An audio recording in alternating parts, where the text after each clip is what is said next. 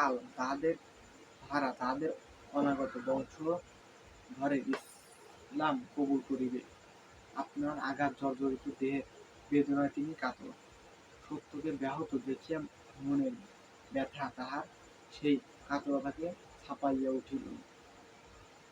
তিনি ঊর্ধ্বদিকে বহু প্রশাসন করিয়া বলিলেন, তোমার পতাকা যদি দিয়াছ প্রভু, হীন আমি, তুচ্ছ আমি, নির্বল আমি, তাহা বহন করিবার শক্তি আমায় দাও।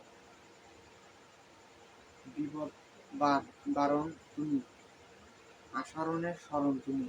তোমার শত্রু মানুষের দ্বারে পৌঁছাইয়া তাহাকে উন্নত করিলে যাহা তাদের পঙ্ক্তিতে আমার স্থান দাও। মক্কাবাসীরা হযরতের নাবিত্ব লাভের শুরু হইতে তাহার প্রতি কি নির্মম অমানসিক অত্যাচার চালাইতেছিল। তো সকলে ভালো থাকবেন, সুস্থ থাকবেন। আল্লাহ হাফেজ।